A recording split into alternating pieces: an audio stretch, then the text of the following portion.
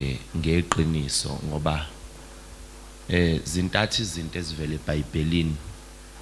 Kuvela abaJuda, uIsrael. Kuvele abezizwe of which we not sure noma siyangena noma singeni na. Bese kuvela ibandla likaNkulunkulu. Zintathu nje izinto ezivelayo. So laba abantu ababeshicilela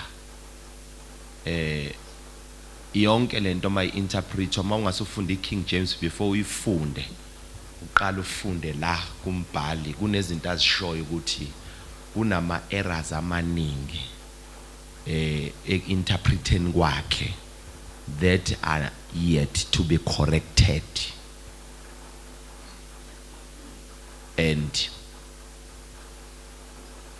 sase sifundiswa ke ukuthatha izinto eziqondene noIsrael sazithatha sazenza ezethu kanti akuyona yonke into ebhaliwe ibhalelwa thina.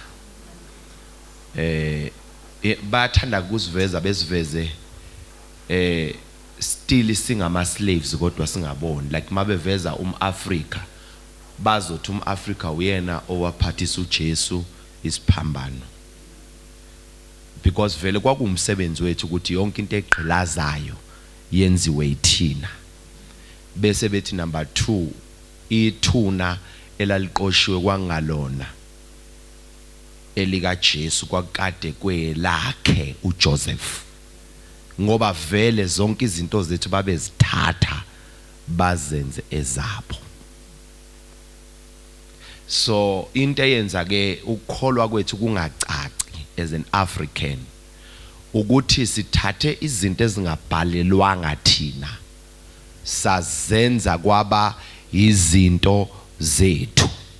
Sathi si ngabantu besintu kodwa safuna ukuphila isiJuda.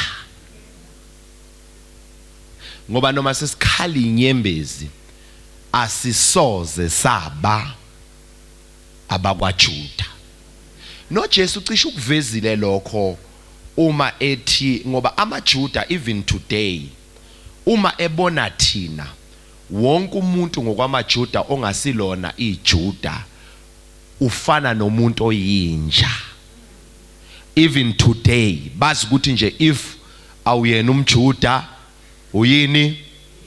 No Jesu uthi kowesifazane waseSamaria anginakuthatha isinkwa sabantwana ngisinikeze izinja.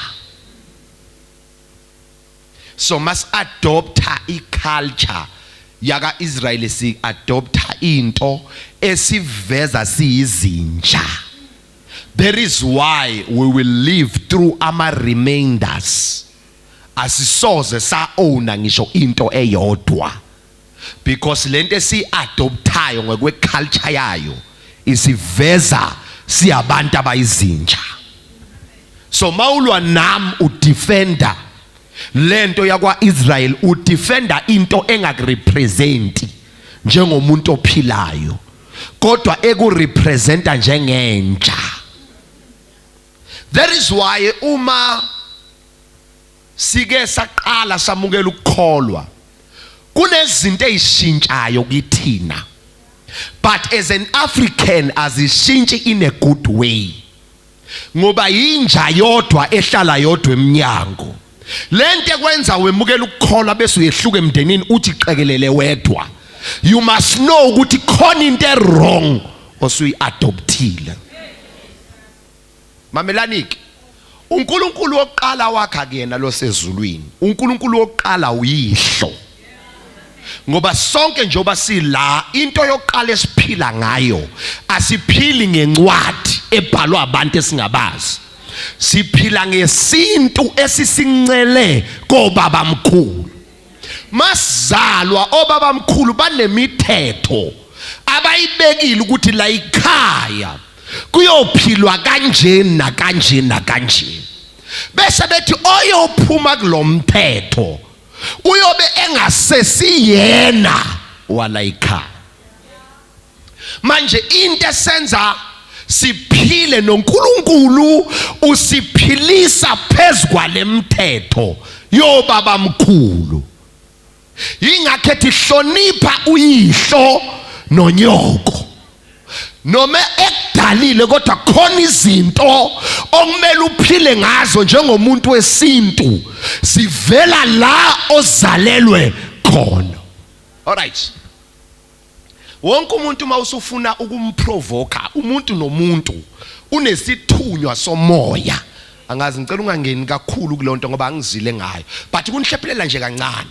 Lento ebizwa ngesithunywa somoya ilento ephethe iziphiwo zomndeni ngomndeni. Yingakho uma nengelosi address uJesu ayisho ukuthi uJesus Christ, ithi Jesu besithi ndodana kaDavide.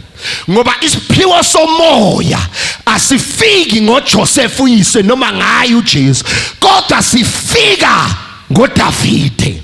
So umuntu la unengelosi engasiyona eyakhe, kodwa kuyingelosi yesiphiwo sasekhaya. So lengelosi okay. Lento ekuthiwa amanzi amnyama yazi ukuthi iqhamuka. Iqhamuka ngesikhathi kuzoba khona okhaya ozo rejecta lengelosi yesiphiwo. Lengelosi ngesikhathi ilethe isiphiwo la ekhaya athi lona angikufuni ukuba ukuthi nokuthi mina, bese iyavalwa ngendlela ethize lengelosi ingabi sakwazi ukusebenza ngesiphiwo. Ithi mayisibuya ibuya isinolaka lokucindezelwa. Angikho lapho ke kodwa namhlanje ngelinye ilanga. So njoba wonke umuntu enengelosi yesiphiwo njobula unengelosi ebizwa ngengelosi yomoya ayi-ownwa muntu. I-ownwa abantu bakini abangasekho, ibona abadecidayo ukuthi bayithumela kubani. And siyakwazi kuyiguqula ngempepho kade ikulo siyifake kulo. Uzani labantu abamno babili sondelani ngokusheshsha. Alright. Obaba bahlakaniphile kuqala babazi ukuthi make emsamo bhengu kuyathethwa akukhulunywa akuncengwa. Bese kuthi lo uma ezelwe la ekhaya kube uyena oyinkosana ngokwebirthright ngokuzalwa, avela decide ukuphila impilo engekho right. Bese kuthi lo omncane kube uyena oresponsible kodwa akayona inkosana. Lo abe nemali lo abe broke, kodwa lo komncane akutholayo anakekela ikhaya. Bese ubaba wala ikhaya ahamba eya emsamo eyothetha kwingelosi yesiphiwo, athi ngizontshela ukuthi ngiyazi ukuthi nobani ngiyathanda nimsikelele, kodwa sesibonile ukuthi umuntu ongavusa ikhaya yilo. So ngizontshela ukuthi manifuna ukubusisa umuntu qala ninikeze lo. Manifuna ukuletha into zala ekhaya ningabe nisayiletha ngala, ngoba lo angisamethembi nanga umuntu engibathembayo. So lengelosi iyadirectwa abantu abanamandla kuye emsamo. So mawubona ukuphumelela kini hayi ngoba ungcono ufunde kangcono, you are just being located ilesithunywa sikamoya. Ngizwa bazalwane ehene njoba ulanga izochannel ithunywa somoya. Umsebenzi wami njengomprofeti ukuthi wena ngoba uyamthanda uNkulunkulu futhi uyawuthanda umndeni wakho, lengelosi ayisuke kulabo abangawunakekela umndeni besiza kuwe.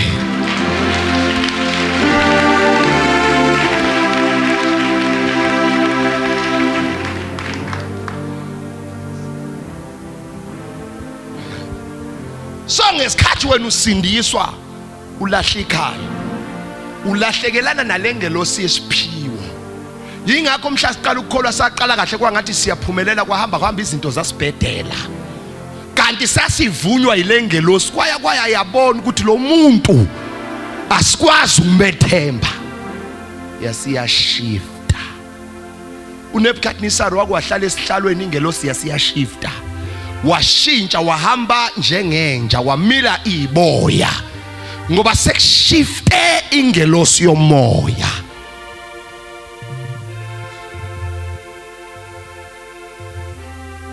lalela ke abathakatha ayikho into abayifunayo kakhulu kuwena ngaphandle kwalengelosi yomoya.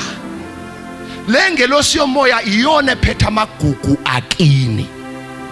Anisangizwa manje. Yingakho khona abazalwa bembethe. Hayi ngoba ungibatha kuyi-identification ukuthi nanga umuntu ophethe izinto zala ekhaya. Bavele onesi bantshontsha lengubo. Kwalahleka that is why abantu abazale bembethe uma lento ingasetshenzwanga are the most poor people. Ngoba kwalahleka ingelosi yomoya. Okuyiyona egcina iziphiwo. Ingakhathi ngiyothuma ingelosi eyohamba phambi kwakho.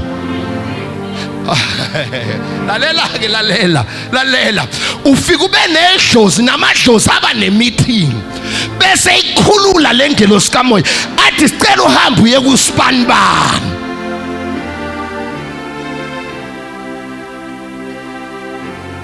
So lengelosi izithunywa zomoya esiphethe amagugu ala ekhaya. Isona yasifuna ukujula kancane. Lalela ke ingakho noma ungakholwa kodwa isibongo awusishintshi. Uthi ukholwa kodwa usuku saba kalithuli. So mawungabafuni abaphansi ubabizelana ngoba isibongo akusiwena. Isibongo abantu bakini. So mawuphika abantu bakini yeka nesibongo phansi. Because as long usabiza isibongo uthi ngiwakalithuli uyazichanela nabantu bakini abangasekho ngoba olithula kulona igama lakho kodwa igama lendlu kayihlo osewahamba ke mhlawumbe ngithi igama likayihlo omkhulu Jesu ndodana kaDavide makeja ndodana kaluthuli. Uluthuli isithunywa sakamoya esaqamba lesi sibongo kwakuyigama lendoda engasekho. So as an African isizathu sinama enemies. Oh David, they don't own enemy. David, Joseph, Petru asizwa ngama enemies.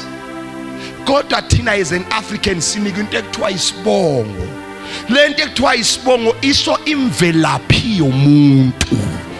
Ingakho zwingane ikhala ithi baba ngisazi isibongo sami. Akuyona ekhala kunento ebubulayo la ngaphakathi. Ukuthi angiphelele nginegama kuphela. Ngiyayidinga ukuyazi indle engivela kuyona.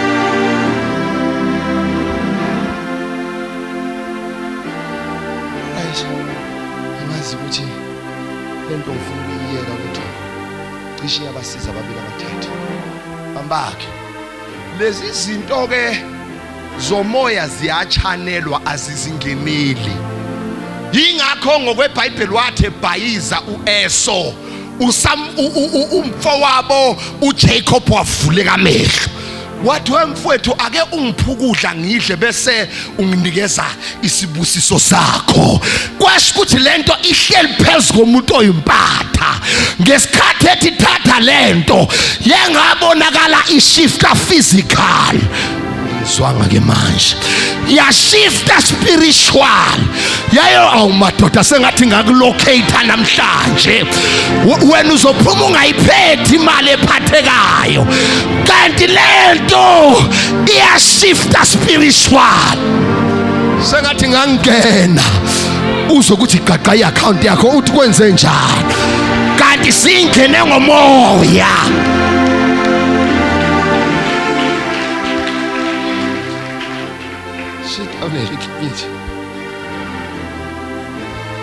All right. Sisibonde uzoyiphuma kanjani lento.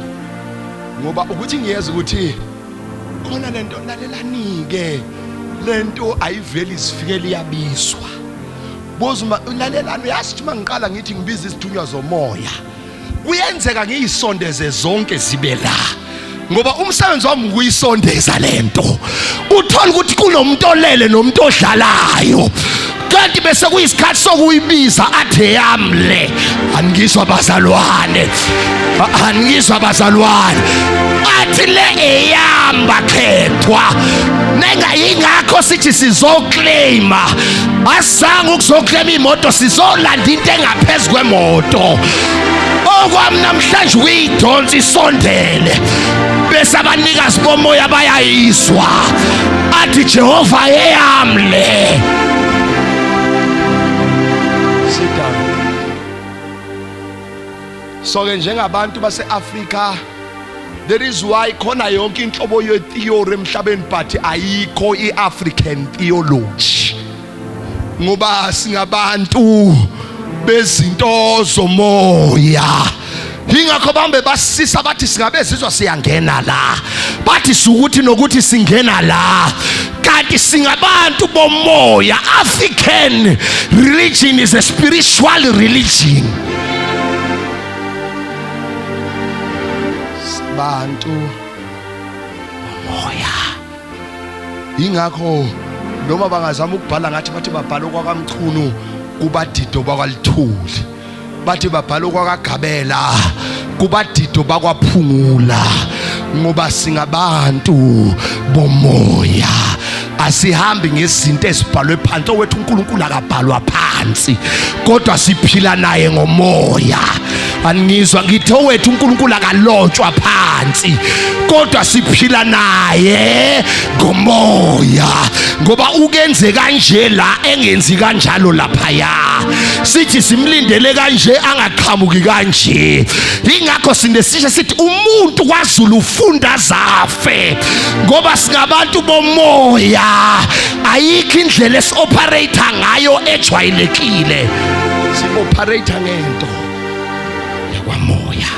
We catch spirit, we catch things in the spirit. Sorry, we catch things, sibambe izinto ngokomoya before sisibambe physical. uJesu uyazi ukuthi ukhombise ama-example ezinto eziningi. Khona la abafundi bakhe bayodwa ngizonibelesela ngeBhayibheli ngoba yana into eniyaziyo, niyoze nikhuleke bese ngicala ngithi derende ngikwazi ukukhuluma kahle, kodwa kwamanje ngiyazi ukuthi nisahamba nambe nisala. Uthi uJesu kubafundi bakhe hambani niyodoba inhlanzi yokuqala enizoyibamba niyikhamisise iyobe seyinemali phakathi. uJesu uqale wayibamba inhlanzi ngomoya before bayibambe ngodobo, ngoba akekho umuntu wayemtshela ukuthi Jesu kulesa siziba kukhona inhlanzi, kodwa ngomoya wayideposita yaba khona lento. Angizwa bazalwane, kwase kuba it's a matter of channeling. Ngesikhathi befaka udobo base bezichanela. Ngizomemezela ukuthi lento ifuna ikhona. You just need to channel yourself. Udinga ukuzihlela namhlanje, uthi Jehova kade ubahambela. When is my time? And my time is now. Njengoba ngalele Jehovah, I am channeling myself. I'm sick and tired of poverty. I'm sick and tired of sickness. Those chanela ngomoya, ngoba njengoba ulawe isethenjwa sendlu yakini, ukhethwe amathongo. Ingakho angenzi sense kwabanye kodwa kuwe ngenzi sense.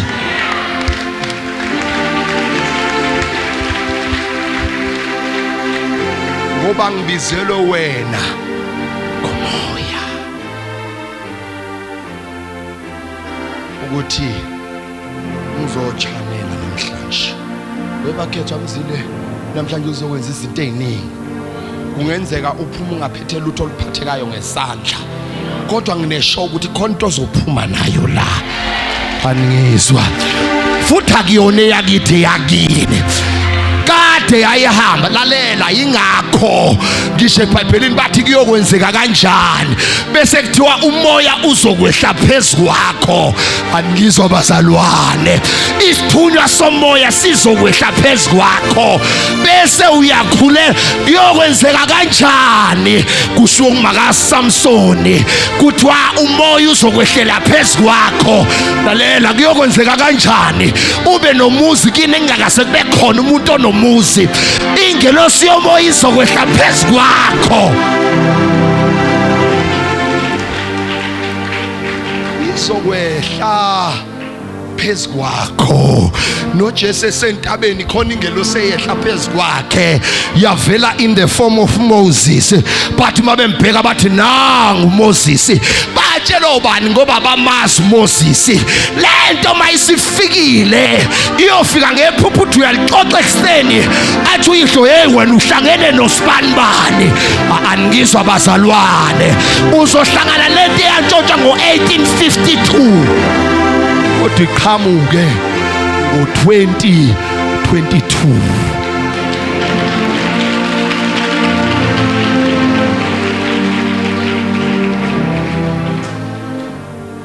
Hamba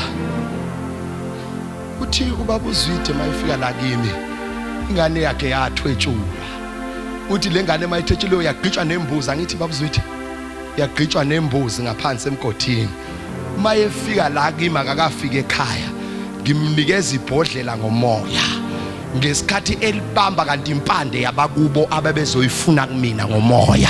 Ngesikhathi elibamba esendleleni, ufica abantu abenza lobo buthakathi sebezoxolisa. Ubani othe abazoxolisa into kamoya, usaliphetha kakalisebenzisi, kodwa ngoba bekudingeka lona kwaba ne-spiritual location. Oh, I declare namhlanje ukuthi there is a spiritual location. Konto yomoya ezokulocate namhlanje, bese kuvuleka iminyango ekade yavaleka. Kuthi angimemezela okungenzeki kubantu, kodwa namhlanje kuzokwenzeka. Sit down and clip it. Sihlangene ebusuku namhlanje angithi. Yazi uthi kusebusuku ukuthina abasenyameni kwabakamoya isemini. Ingakho manje ikhona ipossibility ukuthi ungahlangana nespoke, ngoba wena mawulala khona abavukayo, mawuvuka khona abalalayo. Ufisa ngathi mina ngizwa kahle ngomoya. Uma uvuka kukhona abalalayo, mawulala kukhona abavukayo. Njoba sibhekile, cishe ngingathi sibheke ngesikhathi esiright ngesikhathi esirong. Sibheke ngesikhathi esiright babubhengu, siphinde sibheke ngesikhathi esirong. Awu niyangizwa, isikhathi sethu kodwa futhi akusona isikhathi sethu. Kuya ngementality esiza ngayo ukuthi siza ngomoya noma ngenyama. Ingakho umzimba ukhathele ulokhu uzama usulela, wazi nawe kanjani, ngoba somehow kushift ikhalenda, kushift ama-minute, kushift ama-hours.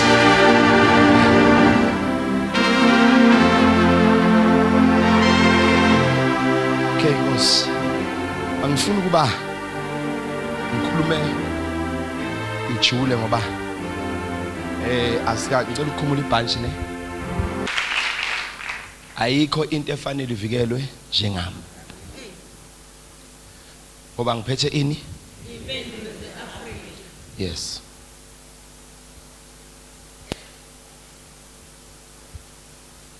All right.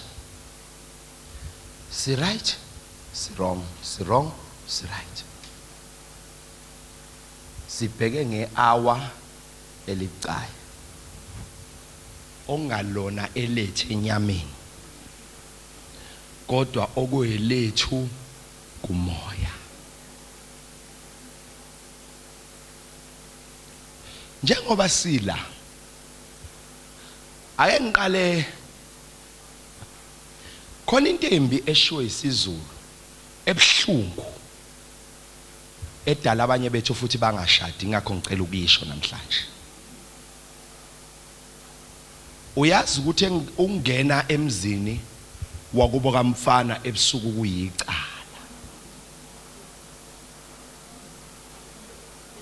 Angiphinde futhi ngicela ungayithathi kanjoke, ungayithathi ngejoke, ithathe serious. ukungena kamfana kuyicala ebusuku, ngoba ebusuku akusona isikhathi somfana, isikhathi sabanikazi begceke. So mawujampa uthango ungene emzini womuntu ungashadile ebusuku, ngokwamathonga ufana nomthakathi ofohle uthango ngokungamthetho. Yingakho kwaZulu intombi mayishada kuhlatshwa inkomo ibulawe ife la ekhaya. Makufa lenkomo kufa yona lentombazana. Bese kuphinda kuhlatshwa inkomo emzini izongena iyavuswa. Yingakho kuthiwa mayigana uyothanda ngishikati la ekhaya. Bese kuthiwa endodeni umfazi ufana nengane, ngoba the day engena kuhlatshwa inkomo kwakuzalwa ingane entsha ebulewe kubo, yavuswa la ekhaya. So ngesikhathi ufohla uyongena emzini womuntu ebusuku, ngokwamathonga ufana nomuntu ozothakatha, ngoba awungeni ngokwendlela eright.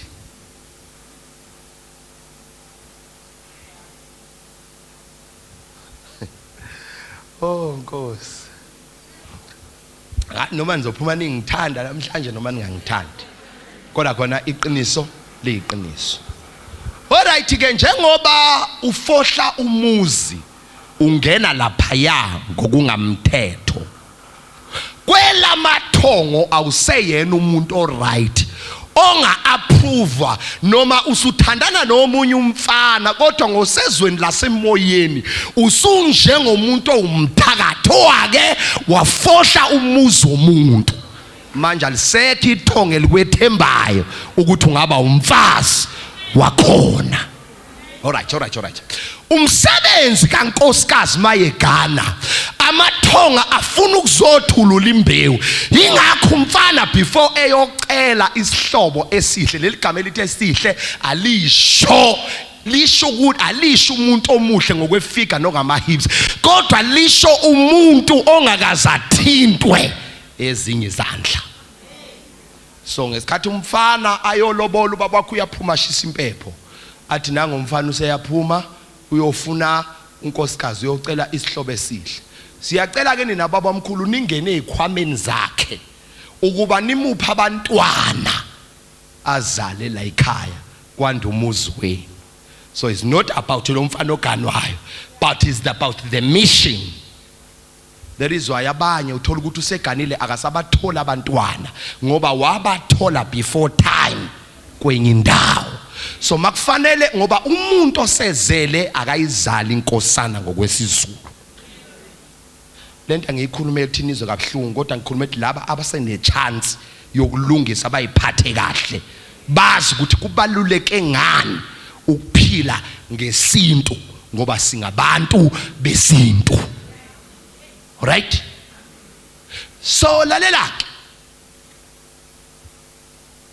So isizathu amathonga la ekhaya mawugana uye engasamethembi ngoba usewakwafohla waya kwenye indawo, amathonga ayahlangana emoyeni futhi aba ne-meeting. Alright. Uyazi ukuthi akuzona zonke izinto zizwa igijima kwakhe ebusuku ezabathakathi. Kuyenzeka kokunye kanti kumuva abantu bakini kunento abazoyixoxa egcikeni. Ingakho omunye umsindo uwuzwa once in your lifetime ungaphindi uzwe egcikeni.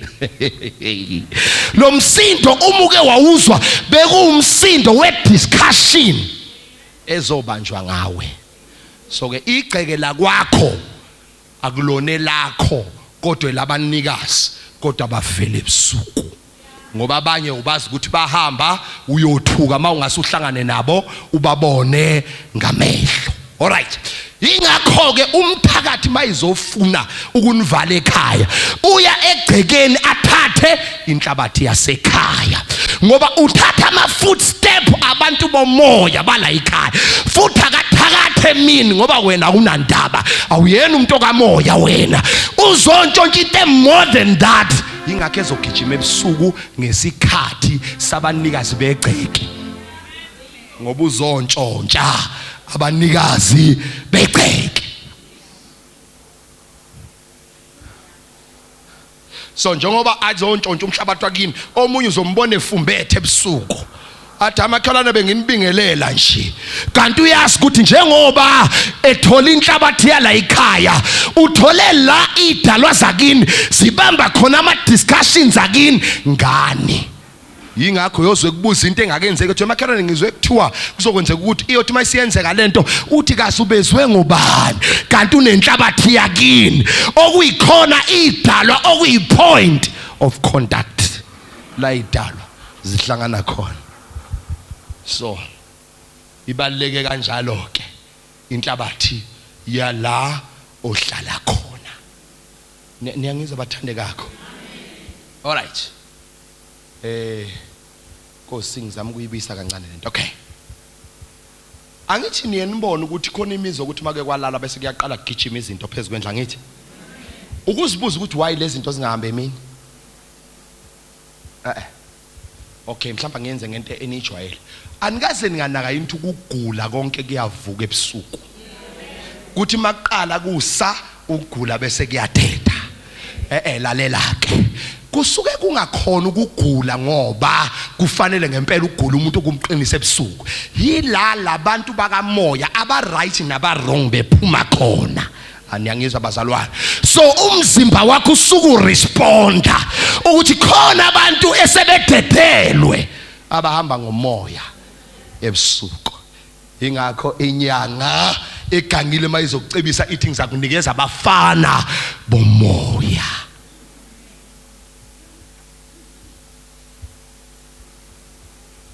So njengoba uphethe inhlabathi yakho uze nayo la, awuphethe inhlabathi kodwa uphethe izidalwa zakini. Alright. No phethelwa umsamo uma uyosebenza igceke ufika uthola ukuthi kunezinto ezagqitshwa phansi enhlabathini. Aningizwa. Ngithi mina noma uyosebenza igceke lomuntu mayethi kuba kumnyama yonke into la ekhaya akhanya lutho uthi uyalaza egcekeni uze umlenze ujokeka bese kuthiwa mbana la ngoba idalwa zafaswa la ekhaya kure ukuthola ibhodlela phezukwendlu but majority of time uyofica ibhodlela elinengidi kakhiye alikho phezukwendlu kodwa lisemhlabathini ukuze mabefika bethi bazodiscussa bafica inhlabathi iboshiwe yala ekhaya.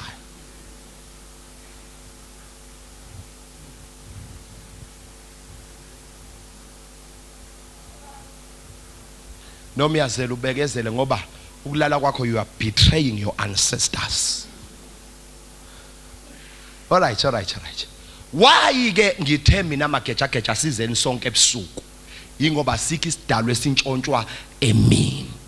Sonke isidalwa sintshontshwa ebusuku. All right. Ingane ezilahlekela abantu azilahleke ebusuku. Kodwa kuthiwa ihambe emini yodlala.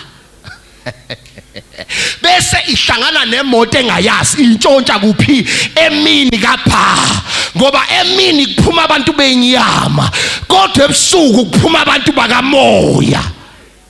Ingakho abathakathi babhizi njengamanje ebusuku ngoba zonke izinto zikamoya ziyaphuma. Alright. Ingakho mawulala emini uba namaphupha amabi ngoba akulona ihora lokuphuma kwezidalwa.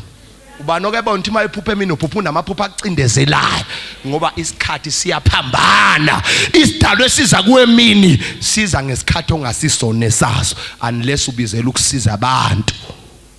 Uye profeta uyabhula uyahlola wena wedwa one access yokubona isidalwa nanoma yinini. Ingakho kini masike saqhamuka isidalwa singezelele emini uyozwa ingane ezikhala uthi kwenze njani sithi nunu akuzonini ngaso sonke isikhathi kusuke qhamuke into ethize ngesikhathi ongasone sokuphuma kwayo.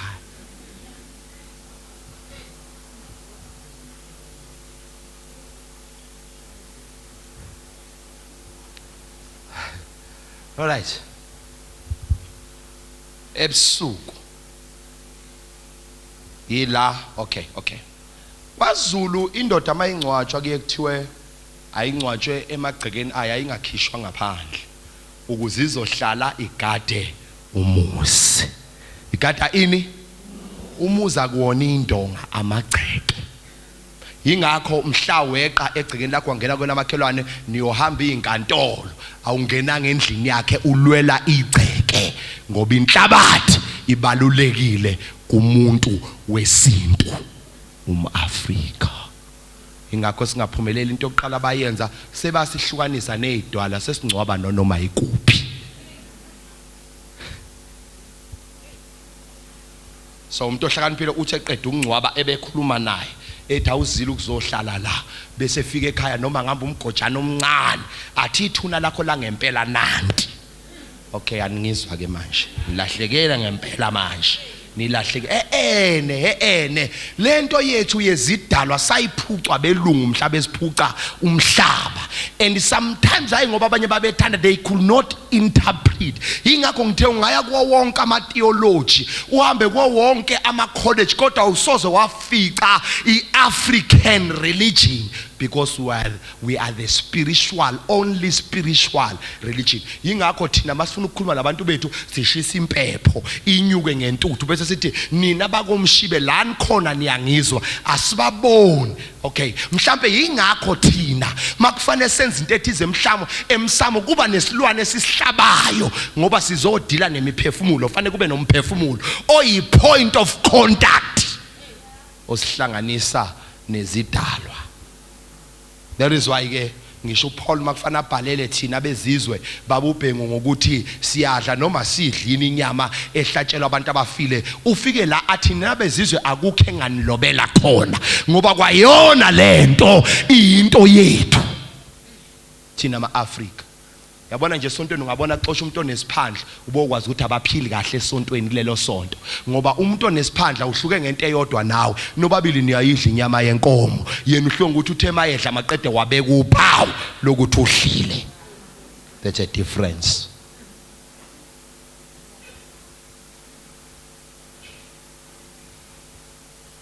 So njengamanje ebusuku yila izinto zakini amagugu kini alahleka khona. Alright, nike notice ukuthi labantu abangaphumeleli uyobezwa bethi kukhona into bamagejageje egijimayo njalo ebusuku and lento athi umunye njalo ngo12. Uyazi why itarget isikhathi esodwa kuya ngokuthi idalwa zakini zihlangana ngasikhathi sini. So ngesikhathi uyizwa wena igijima mawusuvulelekile kumoya uyazi ukuthi sekuyihora la ekhaya aningizwa bazalwane. So masumuntu akamoya uyaqala uthethe uthi nayi lento igijima bosibani bani nalala nabheka ngapi nathula ilwane zigijima emzini wenu ngoba ngesikhathi igijima ayigijima abanikazi bomuzi bengakabi khona ilinda bona bethi mabefika besiyangena izodisturba ama meeting makufanele uphuphe uvela uzwe kunento eqindezela engathi uphelelwa umoya khona uphaphama kanti bekune spiritual encounter beune visitation yezidalwa zakini wasucindezelwa izinto waphupha ngesikhathi kufanele kukhonta abazoyideposita wavele waphupha ispiritual rapist sengathi khona olala nawe kanti lo olala nawe uzovimba imessenger elethe ama millions wakho. Izidalwa zobumnyama azifiki kungekho into ehlelwa izidalwa zokukhanya. Alright, isela lisi ngaphandle kokweba njobulalwa into nje ebusuku izontshontshane uma ngekho lutho ngoba isela aliye endlini empty. Kwayilokho ukuthi uyahlaselwa noma ulele ebusuku kusho ukuthi khona ideposit ezulazula nezidalwa zakini ezizoyifaka. Ngizwa bazalwane kodwa kunalezi ithunywa zaka Satan lezifika zitarget ispace iqala zifuna ungena kanti ongangeni ngesango uyisela nomphangi. Sadominate amasela kangaka we've lost our spiritual religion. Safuna ukuba abantu benyama safuna ukuba uIsrael kamoya sikodwa sumAfrika wenyama. It's contradicting. Ngizwa bazalwane sifuna ukuba uIsrael kamoya babuthani kodwa sibe umAfrika wenyama kanti wase-Afrika uconnecta ne-Afrika. Angizwa bazalwane, let us learn to connect nento yethu yenyama, lento yesidalwa angeke uyihlukanise nomuntu ngoba iyona esebenzela umuntu.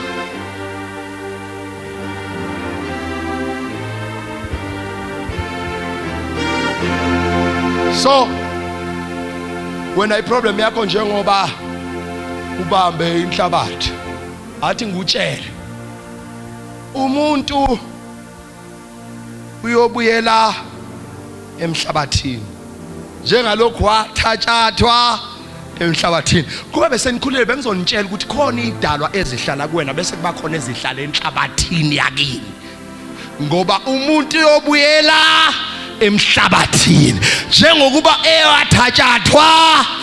Oh, mabedobha inhlabathi engani kunabantu abashona kini esebabuyela enhlabathini. The business is not about you, but the business imayelana nalabantu esebabuyela enhlabathi. So njengoba uphethe inhlabathi uphethe abantu, ingakho uJesu mayifika impuphuthi ingenamehlo uthi ake sibuyele phansi enhlabathini uyolanda amehlo. Uthi wena wazalwa kodwa sikhange uzwala kukhona iphathi yakho eyasala enhlabathini. Then for you to be corrected and be a complete human being asibuyele phansi enhlabathini. Yabona nje uphethe inhlabathi ngizokubuyisela kwi-drawing board namhlanje. Angizwa bazalwane, ngizothi ake sibuyele kwi-drawing board ukuthi konje wavelaphi konakalaphi. Kulungile sewuyilahlekele lento awusenayo abathathi bayintshontshile, kodwa ikhona iplan yokuyilanda again. Siyoyilanda la wavela khona. Angizwa bazalwane, siyoyilanda la owathathathwa khona, abathakathi bayithatha khona, nomprofeti uzoyilanda khona. Angizwa bazalwane, yalahleka enhlabathini. Ngakho nenyoka kuthiwa uyohamba ngesisu hayi emoyeni kodwa kuphi enhlabathini. Ubuthakathi la ubugingqika khona enhlabathini ngoba uSathane watshela ukuthi uyohamba kuphi enhlabathini. Manje mayihamba enhlabathini uthi uyochoboza isithende sakho, uyosichoboza kuphi uma sona singekho enhlabathini? So izinto zakho zilimala ngenhlabathi, zintshontshwa ngenhlabathi. Yingakho manje uzongcwaba kuhlezi kunalomuntu ogade inhlabathi yamathuna.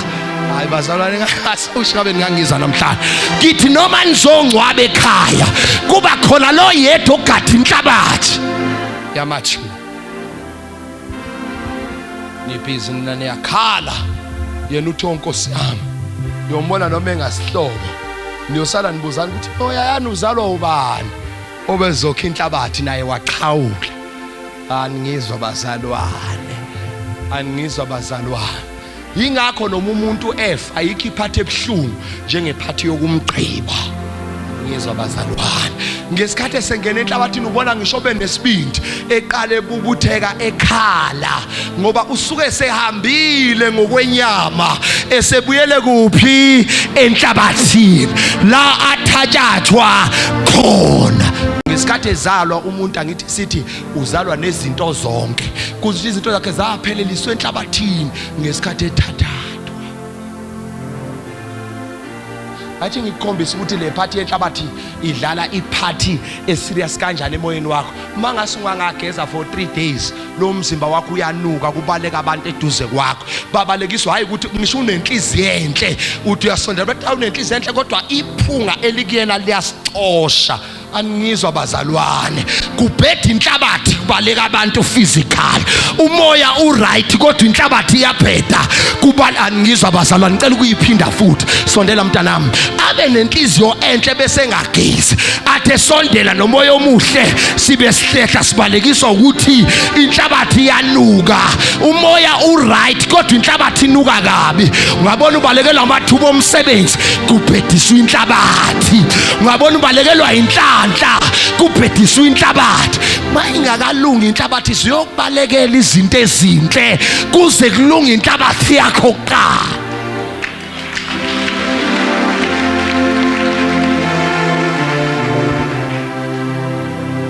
So inhlabathi yakho umastermind wala izinto zakhiwa khona ukuthi ngebhadi thina abakholwa saba izithutha sangayazi lento yaziwa abathakathi ukuthi izinto zabantu zikhandwa enhlabathini. Ingakho uphila la kunesidwedwe sakho esagqitshwa phansi enhlabathini. Wena mawunyathela inhlabathi uconnecta naleli ibhade lakhulunywa umthakathi ngezidwedwe zakini. Namhlanje sizozibuyisa zonke lezo zinto noma singayiphatha, noma singangayiphatha ngenyama, singangabuya indwangu ukuthi ucheck inhlabathi azikho kodwa kumoya khona into eyenzakalayo ngoba inhlabathi transport. Ingakho kunomuntu wakuthakathe Eastern Cape kodwa usagula kodwa useMaritzburg.